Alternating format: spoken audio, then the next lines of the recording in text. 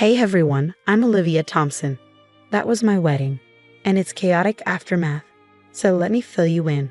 I'm a 28-year-old marketing executive, and I was absolutely ecstatic about marrying James, my software engineer boyfriend of 5 years.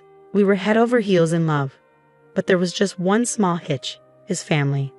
Sophia, I swear if Patricia makes one more passive-aggressive comment about my dress choices, I'm going to lose it, I groaned, collapsing onto my best friend's couch. Deep breaths, Liv. You've got this, Sophia soothed, handing me a much-needed glass of wine. Remember, you're marrying James, not his mom. I know, I sighed, taking a big gulp. It's just Patricia and Rachel are so possessive of James. It's like they can't stand the idea of another woman in his life. Have you talked to James about it? Yeah, but he just brushes it off, saying they're excited about the wedding. I don't think he realizes how weird they're being. I've been doing my best to involve Patricia and Rachel in the planning, hoping it might help us bond. But every little decision turned into a battle.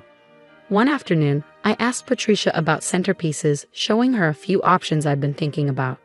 Oh, sweetie, those are quaint, she said, barely glancing at them. But don't worry, Rachel and I have some ideas that are much more suitable. I bit my tongue, reminding myself to pick my battles.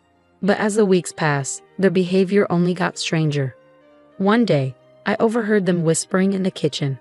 Are you sure about this, Mom? Rachel asked. Absolutely, it'll be perfect. James will love it, Patricia replied. When I stepped into the room, they clammed up instantly. Oh, Olivia, we were just discussing cake flavors, Patricia said, her smile too tight.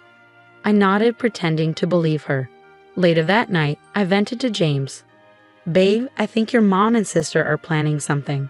They're being so secretive. James just laughed it off. They're probably just planning a surprise for us. You know how they are. I wish I could share his optimism, but I couldn't shake the feeling that something was off.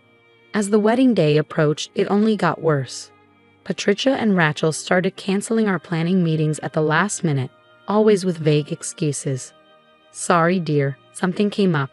But don't worry, we've got everything under control, Patricia would say in that overly sweet voice that made me want to scream. I tried to stay focused on the excitement of marrying James, but a sense of dread kept gnawing at me. Something was definitely brewing. The night before the wedding, Sophie stayed over for some much-needed girl time. I can't believe I'm getting married tomorrow, I said, a mix of excitement and nerves bubbling up inside me. Sophia squeezed my hand. You and James are perfect together. Try not to let his family's drama get to you, okay? You're right, tomorrow is about me and James. Nothing else matters. I nodded, determined to stay positive. As I drifted off to sleep, I hoped whatever Patricia and Rachel were plotting wouldn't ruin our special day. Little did I know, I was in for the shock of my life. But that's a story for another time. For now, I was just a bride-to-be, dreaming of her happily ever after. The next morning, I woke up with butterflies in my stomach. Today was the day I'd become Mrs. Carter. As I stretched, Sophia burst into the room, already dressed in her maid of honor gown. Rise and shine, bride-to-be. It's your big day, she chirped. I couldn't help but grin. I can't believe it's finally here, Soph. As we started getting ready, my other bridesmaids arrived and the room buzzed with excitement, hairspray, and the pop of champagne bottles. But despite the happy chaos, I couldn't shake my unease. Has anyone seen Patricia or Rachel? I asked, trying to sound casual. My bridesmaid Emma piped up, Oh, I saw them earlier. They seemed excited about something. Probably just the wedding, I murmured, pushing down my anxiety. But as my makeup artist worked her magic, I caught a snippet of Emma whispering to Sophia. Did you hear about the surprise James's family is planning? My ears perked up instantly. Surprise? But Sophia quickly shushed her. Not now, Emma. I turned to face them. What surprise? Sophia plastered on a smile. Nothing to worry about, Liv. Let's focus on getting you ready. I nodded, but the knot in my stomach tightened as I slipped into my wedding dress. I tried to shake off the nagging feeling that something wasn't right. You look absolutely stunning, Sophia breathed, her eyes wide with admiration. I smiled at my reflection, pushing my worries aside. This is my day, I told myself, and nothing is going to ruin it. The ceremony began, and as the doors opened, I saw James waiting for me at the altar, looking as handsome as ever. My heart swelled with love. But as I started down the aisle, something caught my eye, 2 figures standing near him. My steps faltered as I realized it was Patricia and Rachel, both wearing white gowns that looked eerily similar to mine. Whispers rippled through the crowd, and my pulse raced. I locked eyes with James, who looked as shocked as I felt. The minister cleared his throat. Dearly beloved. The ceremony continued, but I felt like I was in a haze. I barely registered saying "I do" or even our first kiss as husband and wife. At the reception, I pulled James aside the first chance I got. "Did you know about this?" I asked, my voice tight. "Liv, I swear I had no idea," he said, wide-eyed. "I'm just as shocked as you are." Before I could respond, Patricia's voice boomed across the room. "Wasn't it just wonderful?" James wanted his 2 favorite women to share in the spotlight. I felt like I'd been punched in the gut. James started to protest, but Patricia steamrolled over him. "Oh, sweetie, don't be modest. You told us how much you wanted us to feel special today, too." Rachel chimed in, a wide grin on her face. "We're practically sisters now, Olivia. Isn't it great?" I stared at James, silently pleading for him to say something, anything, but he just stood there, mouth opening and closing like a fish out of water. Sophie appeared at my side, gripping my arm. "Let's get some air, Liv." Once outside, I finally let the tears fall. How could they do this? How could James let them? Sophia hugged me tight. "I don't know, sweetie, but we'll figure it out." Just then, my phone buzzed with a text from Emma. "OMG, you won't believe what I just overheard Patricia saying." I looked at Sophia, a mix of dread and determination washing over me. "I think it's time we did some digging. This isn't over." As we walked back into the reception, I plastered on a smile, pretending everything was fine. The party continued around me, but inside, I was already planning my next move. Patricia and Rachel might think they'd won, but they had no idea who they were messing with. The morning after the wedding, I confronted James in our hotel room, my emotions a swirling mix of anger, hurt, and confusion. "James, we need to talk about what happened yesterday." He sighed, running a hand through his hair. "Liv, I'm so sorry. I had no idea they were planning that." "But your mom said you wanted it, said you wanted your 2 favorite women in the spotlight," I replied, my voice dripping with sarcasm. "That's complete bull. I never said anything like that. I'm as shocked as you are." I wanted to believe him, but doubt nagged at me. "Then why didn't you say something at the reception?" "You just stood there." I was in shock. I couldn't believe my own mother and sister would do that, he said, looking miserable. I paced the room, my wedding dress lying in a heap on the floor. "This isn't just about the dresses, James. It's about your family constantly undermining our relationship." I know, he said. "Look, let's cancel the honeymoon. We need to get to the bottom of this." I nodded, already texting Sophia. "We need to start digging." Over the next few days, Sophia and I turned into amateur detectives. We scoured social media, looking for clues. "Look at this," Sophia said one afternoon, showing me her phone. It was a cryptic post from Rachel. "Operation Whiteout is a go. Mom's genius plan is foolproof." Operation Whiteout? Are you kidding me? I fumed. We dug deeper, combing through James's family's business records. Something seemed off. "James, can you explain these financial reports?" I asked, showing him some documents, his brow furrowed as he flipped through them. "These numbers don't add up. There's money missing." As we investigated further, a disturbing pattern emerged. Patricia and Rachel had been siphoning money from the company for months. "I can't believe this," James muttered, his face pale. Then came the breakthrough. Emma, one of my bridesmaids, forwarded me a series of texts she'd managed to screenshot during the wedding. "OMG, Liv, you need to see these," Emma's message read.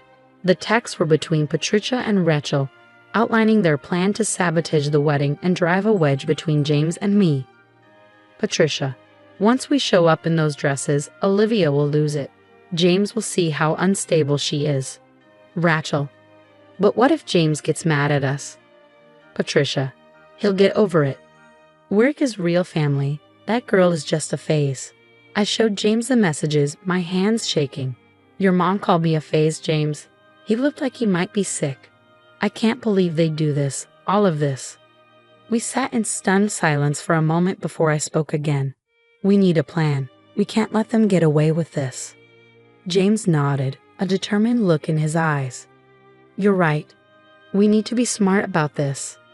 If they've been embezzling, we need solid proof, I said, pacing the room. James nodded in agreement. We should hire a forensic accountant. They can trace the missing money. I grabbed my phone and called Sophia, putting her on speaker. Soph, we need your help. It's time to set a trap.